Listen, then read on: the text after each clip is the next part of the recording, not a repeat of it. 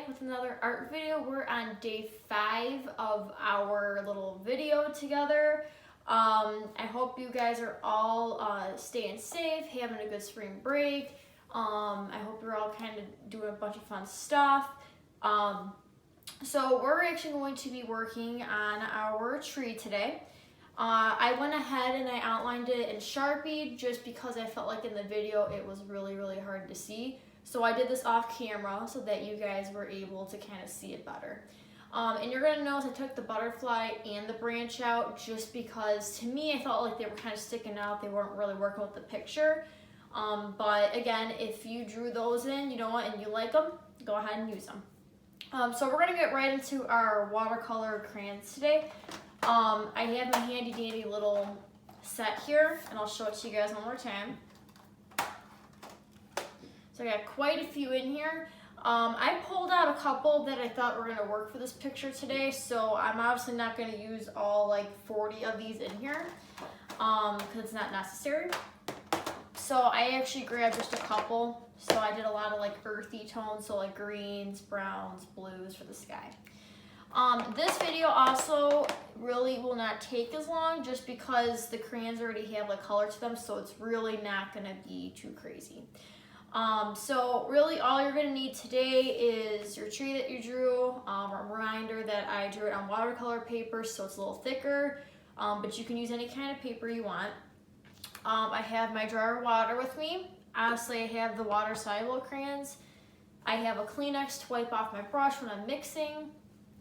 And our brushes. If you're doing this on your iPad, you don't have to worry about any water, any crayons or anything. You can go ahead and get your stylus out, or if you're using your finger for it, and go ahead and get your brush ready for that. So I want to work, like I said, how I usually try to work with watercolors. If you guys remember from like the first couple videos, I like to work from bottom up, so I'm not always touching the watercolor. Or I'll start like in the center and then branch out. So I'm actually gonna work with the grass first, just because then that way I just keep going up from there and I won't be constantly touching stuff. So I'm actually gonna go ahead, this is my light green that I have, and then I have a medium green and a dark green. So I'm gonna set these right up here because I'm probably gonna grab them later. For the grass, I'm not really gonna go too crazy just because I might just keep it like one color. When we get to the actual top part of the tree, I think we will probably go ahead and do like different shades. But for the grass, however, I feel like we're gonna keep it nice and simple. We're just gonna keep it one shade. And what I like to do too sometimes before I put like if you have these at home, or if you're using like even watercolor pencils, I like to just kind of shade them in like normal things first before I even add the water. So like I want to shade all this in before I even reach for that water, just because if I get this wet and then now I gotta go back in with the crayon again or something, or if I'm like getting that wet and then I'm shading this, it's gonna start like bleeding all over the place with this. So I'm just gonna kind of wait on that part. So now we're gonna come in and do our trunk. So I have 2 different shades. I have my light brown and a dark brown. So again, we're gonna keep it really basic. We're just gonna shade it in using my light brown here. And if you have crayons around the house and you don't really feel like doing watercolor, but you're like, yeah, I wanna do crayons because it looks really fun, go for it. Or if you wanna do colored pencil, you don't exactly have to use exactly what I'm using. If you want to use like markers, if you want to use crayons, colored pencils, whatever you feel like using, go for it. And we're gonna really keep this pretty basic too. I didn't put too many shades into this just because it's not necessary. And then our little hole that we have, kind of where I always think of like back when I would draw these in elementary school too. Like I always drew a hole in the tree just because I always thought of like little owls nesting or something. So I'm gonna take my dark brown for that, fill that in a little bit. And then I think what I'm gonna do too with the dark brown is like, I'm gonna kind of come down on the sides of the trunk here, and I'll show you in one second. just to kind of add some depth in there. Then maybe a little bit where the branches and the leaves are at.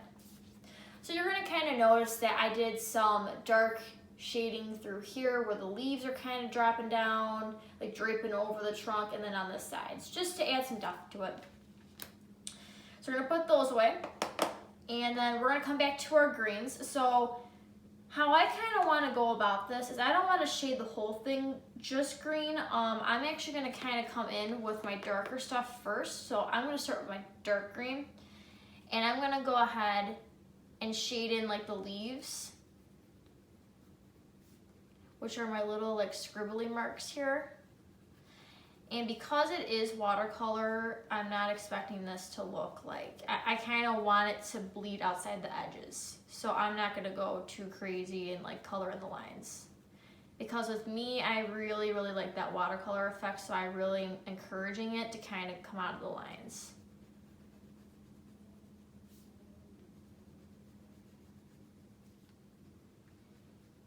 So it doesn't have to be too crazy. All right. So we got our dark green on there. Kind of scribble a little bit more on there. Then I'm gonna come back with my medium green. And we're gonna kind of just go over that dark green. Just kind of all over, just mixing it really well.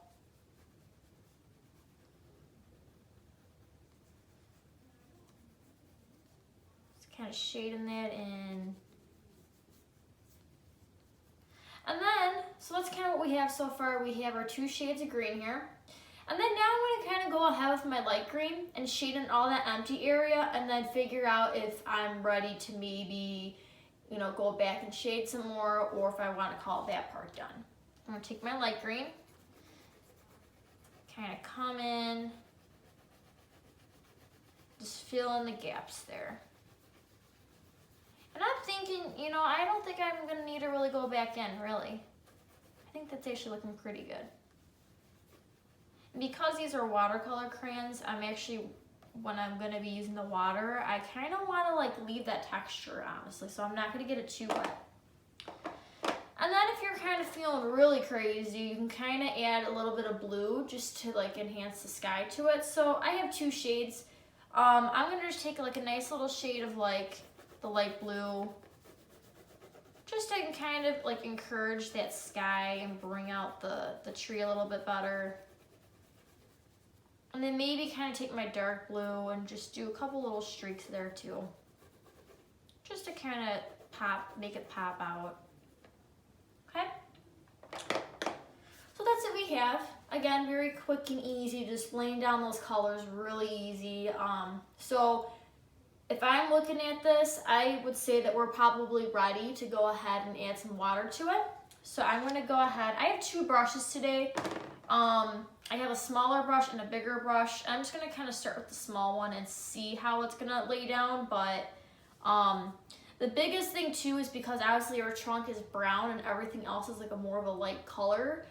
I personally would save that brown part for the very last part because it's dark, and if you start mixing it into like, you start there, and there goes my dogs again, sorry guys. If you go into that brown first and then you try to like shade in the green and the blue, it's gonna start mixing and it's gonna make it a lot darker. So I'm gonna go ahead and just kind of go into my grass first because I think that's probably one of my lighter stuff. So I'm just kind of shading it in. Again, the nice thing with these is that you really don't have to put a bunch of water down. They really like have some nice bold color, and they really just come right out. Just like that. Very easy. You don't have to kind of sit there and be like, oh man, I'm trying to blend this out. It comes right out, the color. I'm gonna get that wet a little bit again, and I think I'm gonna come into the sky now. So again, I'm just kind of doing like a back and forth motion. And you're gonna notice too that I'm not completely blending these out. Like you can still see the marks on there, but I want that though. I want that texture to it.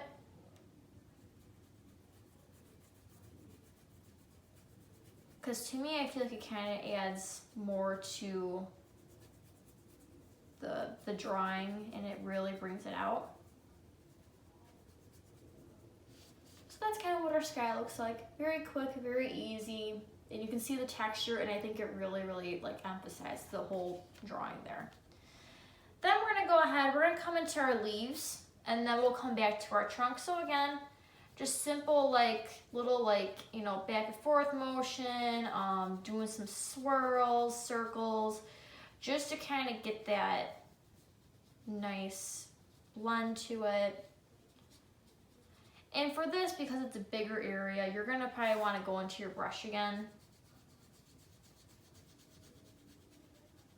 I haven't really worked with these that much, but really just seeing this alone really makes me want to work with them some more, just because they're very different. You have like watercolor pencils, but like I feel like with these crayons, they're a little bit more bold in color because you don't have to like press as hard with them to get the color to come out, which is something that I really, really like. So I think down the road, I'm gonna probably work with these a little bit more, and I think we might actually use this again for another art project of ours. And again, I'm just kinda leaving the texture and stuff. I am going outside the lines because, like I said, I really like that whole like bleeding out of the sides there, making it really like come out and have that watercolor effect. So that's what we have so far. Very nice. It's very subtle, like you see the different shades in there. And then we're gonna go ahead and dip into water one more time. And now, because we have those lighter shades already in there, we're gonna go ahead into our trunk. Now, this is gonna be a little darker, so that's why we wanted to wait till the end. And I'm gonna wait on that little hole part just because we have that dark brown there, so I wanna completely do this trunk first before I get to that part. But if you don't have these at home, I totally recommend them. Even just like, I think Crayola actually has watercolor crayons like this. They're a lot of fun, and they're really cool to experiment because you can really add some nice textures to it, or you can completely blend them out. They're very, very different. Like I really, really like them a lot.